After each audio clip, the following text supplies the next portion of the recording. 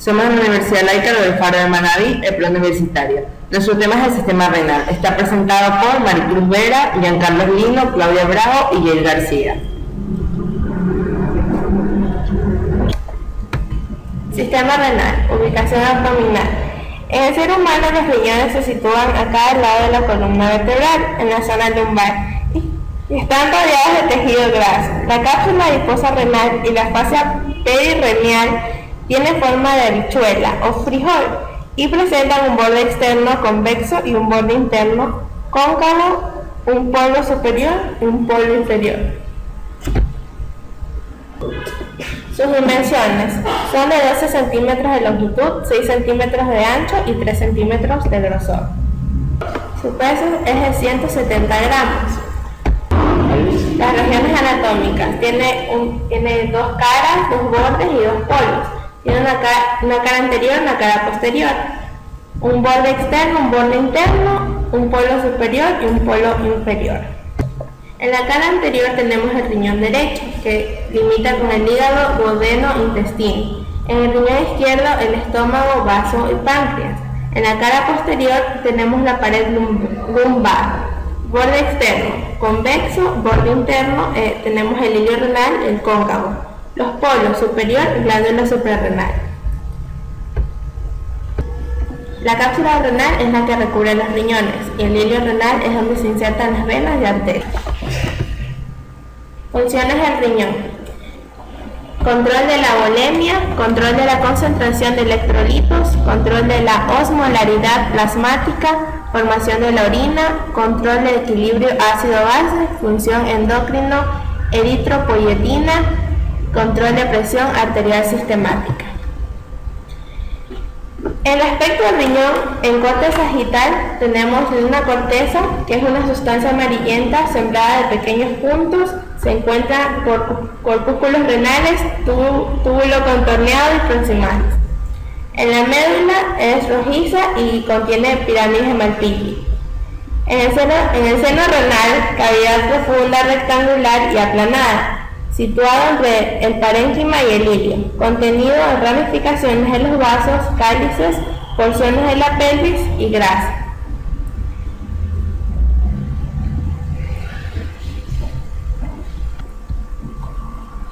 La nefrona.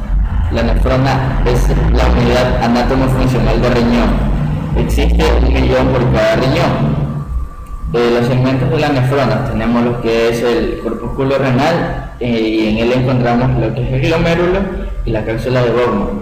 Dentro del glomérulo tenemos el ovillo vascular interpuesto entre dos arteriolas. También el segmento de la nefrona está compuesto por túbulos urinarios, como son el túbulo contorneado proximal, asa de Henle, túbulo contorneado distal, túbulo colector. Entre las funciones de la nefrona tenemos lo que es filtrar la orina, eliminar desechos tóxicos, controlar la concentración y volumen sanguíneo y regular el pH sanguíneo. Aquí observamos un dibujo de la nefrona donde estamos observando sus partes cuando son el glomérulo, la arteria renal, la vena renal, la cápsula de Bowman, asa de Henle, el túbulo contorneado proximal, el túbulo contorneado distal y el túbulo colector. En el glomérulo encontramos lo que son ovillos de capilares sanguíneos ubicados dentro de la cápsula de Bowman. La cápsula de Bowman es un saquito hueco de doble pared que rodea el glomérulo. El asa de Henle, conducto recto de diámetro menor que el anterior en forma de U, cuenta de una rama descendente y una rama ascendente. Aquí en el glomérulo, en la rama descendente es donde se va a absorber el agua y en la rama ascendente es donde se van a absorber los electrolitos, como son el cloro, potasio y sodio. Aquí observamos el túbulo contorneado proximal. ¿Por qué es proximal? Porque se encuentra cerca del glomérulo. Y dice que es de forma contorneada y continúa en el asa de Henle. El túbulo contorneado distal porque está lejos del glomérulo, y aquí es continuación del asa de Henle, es contorneado y ancho. Y el túbulo colector, que es un túbulo de mayor diámetro en el cual desembocan varios nefrones. Glomérulo renal. Este es un dibujo del glomérulo renal. Encontramos el túbulo contorneado proximal, el espacio capsular, la capa parietal de la cápsula de Bowman, la arteriola aferente, la célula yucta glomerular, la arteriola eferente, el endotelio del glomérulo, el pedicelo y el podocito. Filtración glomerular. Por los riñones pasan entre 1000 y 1500 mililitros de sangre por minuto. El glomérulo tiene una membrana basal semipermeable que permite el libre pasaje de agua y electrolitos, pero es relativamente impermeable a moléculas grandes. En los capilares glomerulares, la presión hidrostática es aproximadamente 3 veces mayor que la presión en otros capilares. Como resultado de esta gran presión, las sustancias son filtradas a través de la membrana semipermeable en la cápsula de Bowman a una velocidad aproximada de 130 mililitros por minuto. Esto es conocido como la velocidad de filtración glomerular. Las células y proteínas plasmáticas de gran peso molecular son incapaces de pasar a través de la membrana semipermeable. Por lo tanto, el filtrado glomerular es esencialmente plasma, sin las proteínas. La IFG es un parámetro extremadamente importante en el estudio de la fisiología renal y en la evaluación clínica de la función renal. En una persona promedio sana se forma por día más de 187.000 mililitros de filtrado.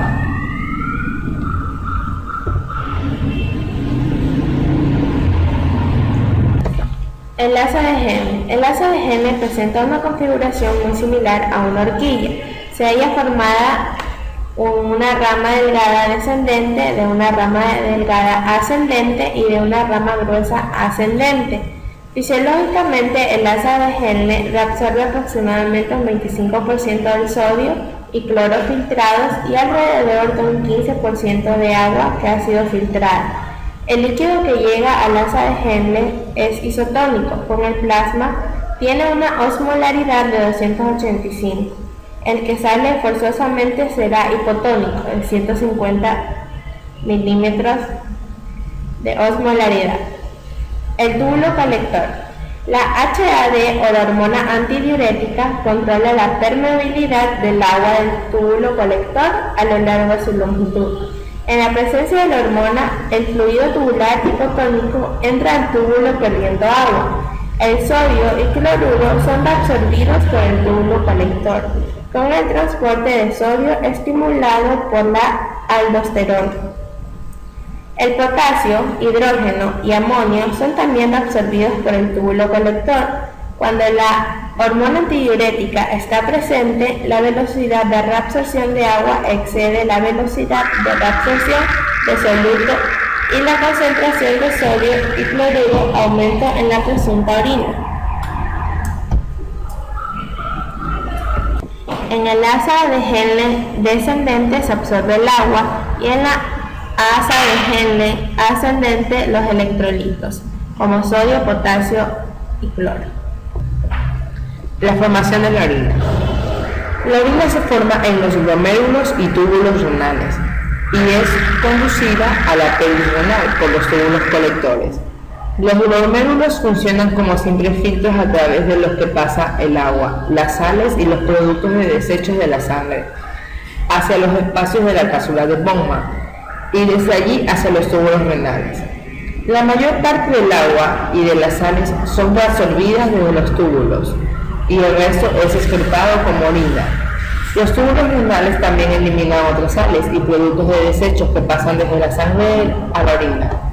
La cantidad normal de orina eliminada en 24 horas es de 1,4 litros aproximadamente, aunque puede variar en función de la ingestión de líquidos y de las pérdidas por vómito o a través de la piel por la sudoración.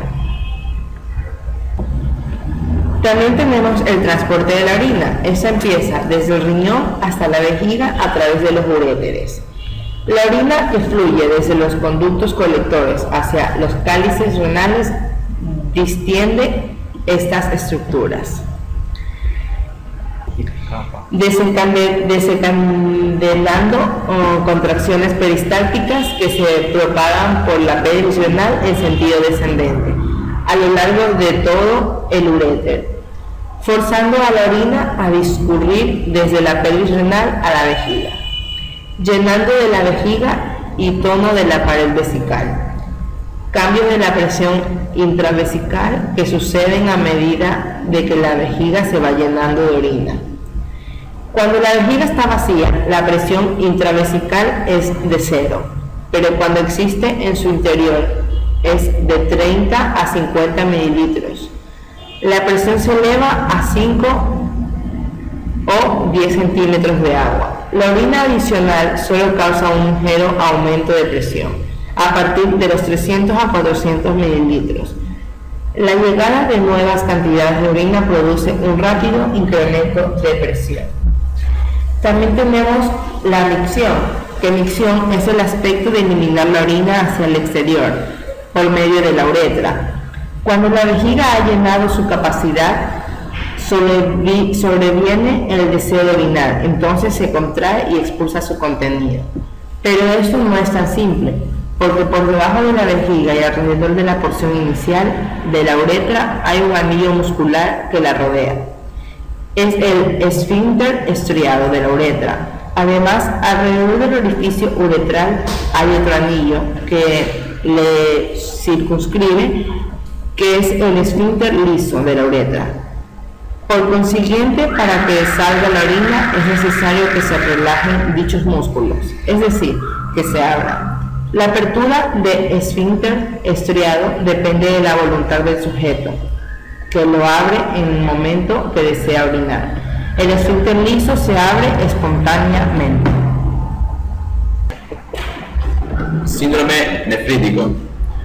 El síndrome nefrítico está caracterizado por un cuadro inflamatorio de la membrana filtrante. Su etimología: depósitos de inmunocomplejos y anticuerpos contra la NBG. Anatomía patológica: una inflamación de la membrana con edema y gran acumulación de los elementos celulares. La insuficiencia renal. La insuficiencia renal es la pérdida brusca de la función renal con aumento en la sangre de productos de desechos del metabolismo nitrogenado. Este es un síndrome caracterizado por la disminución rápida del filtrado glomerular. Hay retención de productos de desechos nitrogenados y alteración de equilibrio hidrohídrico y ácido básico. Su etimología: prerrenal, renal y posrenal. La insuficiencia renal aguda causa daños celulares, como la caída de los niveles tisulares de ATP y ADP, edema intracelular, también el exceso de calcio y las alteraciones metabólicas varias. Insuficiencia renal crónica. La insuficiencia renal crónica es el deterioro progresivo de la función renal. También podemos decir que es una disfunción glomerulotubular. Su etimología: renal, vías urinarias bajas sistemáticas. Gracias, eso es todo. Esperemos que les haya gustado el video.